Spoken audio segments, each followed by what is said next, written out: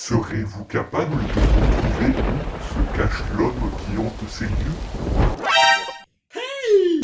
Aujourd'hui, mes tourtereaux, vous l'avez vu dans le titre, on va parler d'une histoire, alors pas d'une personne, mais plutôt d'un lieu cette fois-ci. Le Cecil Hotel. Un endroit plutôt sympa, accueillant, surtout pour faire des bails. Quand je me suis informé sur l'histoire de ce lieu, j'ai eu comme une envie de pas y aller finalement, et de rester très loin de ce lieu. Parce qu'en plus, il est encore en service. C'est ça qui est dingue. Et il s'y passe encore des trucs chelous. Petit indice, si je puis me permettre, cadavre, meurtre, suicide, fantôme. Ça fait beaucoup là, non? Trop d'informations à gérer en même temps. Vous avez compris que sa réputation n'est pas folle quoi. Aujourd'hui, il est considéré comme l'un des lieux les plus hantés de Los Angeles. Rien que ça. D'ailleurs, on s'est inspiré de lui pour la saison 5 d'American Horror Story et aussi pour un documentaire Netflix. Pourquoi cette histoire passionne autant les gens? Pourquoi autant de monde s'intéresse à ça? Qu'est-ce qui se passe dans ce putain d'hôtel? Laissez-moi vous l'expliquer. Le Cecil Hotel se trouve dans le quartier de Downtown à Los Angeles. Exactement dans la même ville que l'histoire que je vous ai racontée la dernière fois. Décidément, c'est vraiment un monde à part là-bas. Si tu regardes mal un gars dans la rue, tu peux terminer en broche à kebab dans son jardin. Bref, il a été construit en 1924 par William Gangstone. J'essaye de le faire avec l'accent, mais ce jeune homme a été très ambitieux parce que l'hôtel compte 14 étages et 700 chambres. C'est bon, c'était très grand. Et encore maintenant, c'est très grand. On peut caser tous les supporters de Sochaux là-dedans. Je suis pas sûr de la comparaison là.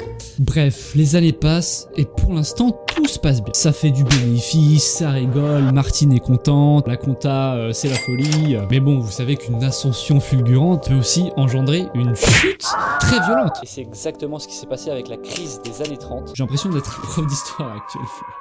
L'hôtel devient un lieu de passage peu fréquentable. Les chambres se louent à de très petites sommes, un peu comme vos mères d'ailleurs.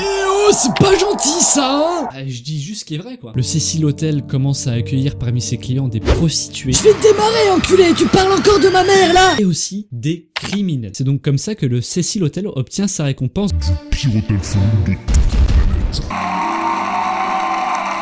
Et sa notoriété baisse surtout car il y a une succession de suicides et de meurtres qui arrivent. Voilà, je pose ça là. Effectivement, c'est pas dans tous les hôtels qu'on a ce genre de quotidien. Le premier suicide a été celui de W.K. Norton. J'essaye de le faire avec l'accent, ça marche pas, encore une fois, excusez-moi. Qui s'est lui-même poignardé. Là tu t'es fait mal. Oh putain. On entre dans les trucs pas très jojo. Puis l'année suivante vient le tour de Dodich qui se tire une balle dans la tête. Ensuite en 1934, c'est le sergent Louis Borden qui se tranche la gorge. Puis après est venu le tour de Grace Margot qui saute par la fenêtre. Roy Thompson, Julia Moran, Hélène aussi peut-être. Mais bien sûr Hélène, viens, allez viens. Ah mais toi aussi Pauline tu veux? Mais vas-y viens. C'est cadeau. Qui veut encore sauter? C'est bon? On commencerait pas à se dire quand même, mais Pourquoi faire? il y a un truc qui cloche, non? Certains vont jusqu'à imaginer que c'est les fantômes qui les poussent au suicide, ou encore au meurtre. Le premier meurtre à avoir eu lieu au Cecil Hotel remonte à 1944, tout juste 20 ans après sa construction. Timing parfait quoi. Une jeune femme du prénom de Dorothy Jean Pourcel. C'est nul ça. On ne se moque pas. Les prénoms des autres camarades. Bref, revenons à nos moutons. Elle accouche dans l'hôtel, bien sûr, et devinez ce qu'il se passe. Petit A, elle commence à dorloter son bébé de ses tendres mains. Petit B, elle lui donne le prénom de Jean-Emmanuel. Petit C. Prise de folie, elle le jette par la fenêtre, le tuant sur coup. Petit D, en fait, c'est Superman et il survit. C'est peut-être la réponse A ou la B. Eh bien non, c'est la réponse C.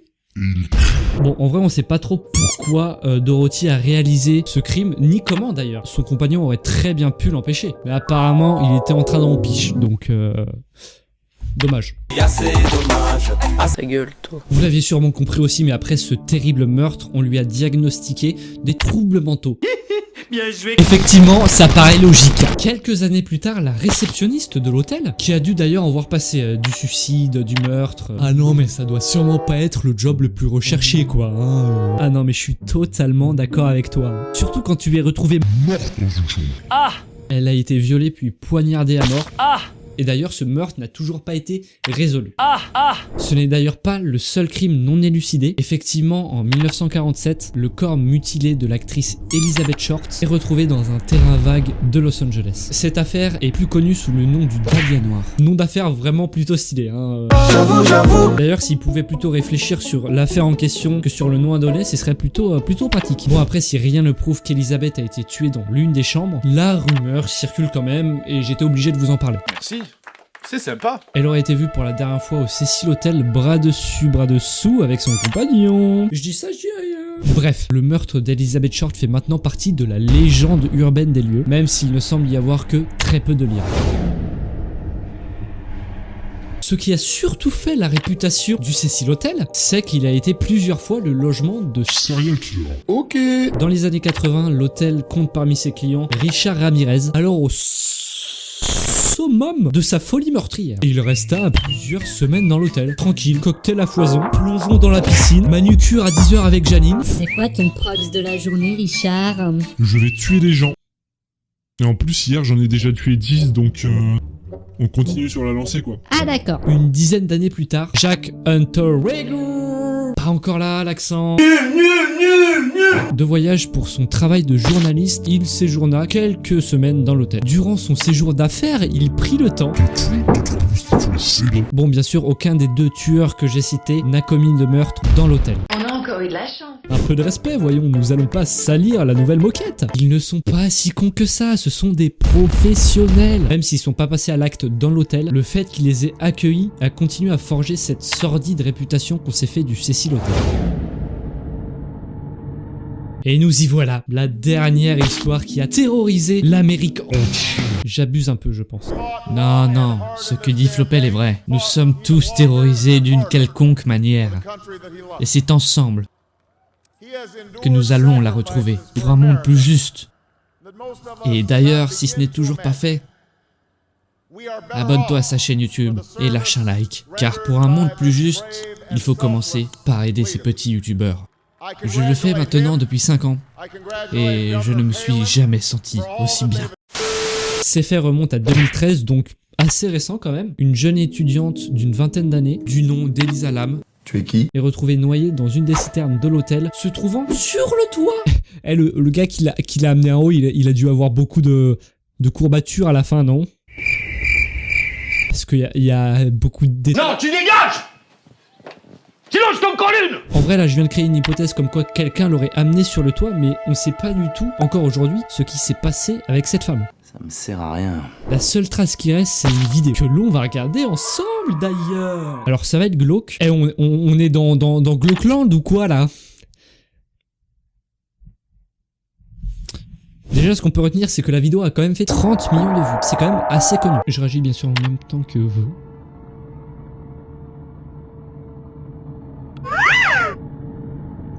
Bon, pour l'instant, la vidéo nous montre... Ok. Elle a l'air quand même assez apeurée sur la vidéo. On la voit, elle rentre, elle sort, on sait pas trop ce qu'elle fait, quoi. Est-ce qu'elle serait poursuivie ou en genre de crise d'angoisse ou... On a l'impression qu'elle parle à quelqu'un, mais il n'y a personne, quoi. Est-ce qu'on la revoit revenir? Ok, on la revoit pas.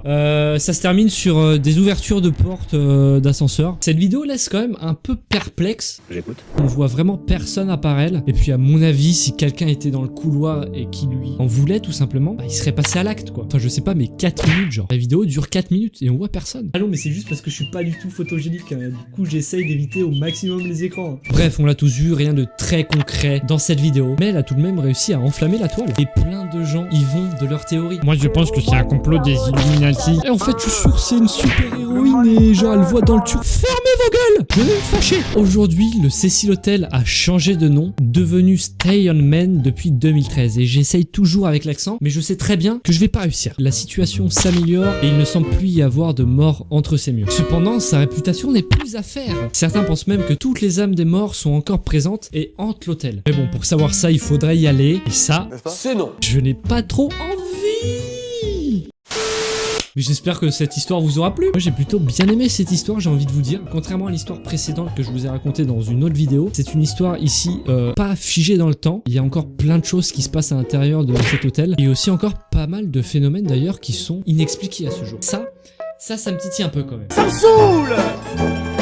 Ça me saoule. Bref, j'essaye peu à peu d'apporter ma patte à ce genre d'histoire et à trouver des histoires différentes et tout. En tout cas, j'espère que ça vous plaît. Et moi, je vous dis à dans 3 semaines, quoi. Dormez bien, passez une bonne journée. Je sais pas comment vous regardez cette vidéo, mais en tout cas, je vous aime. C'est faux, bien sûr. Je fais ça que pour l'argent. Salam. Ah ouais, mec.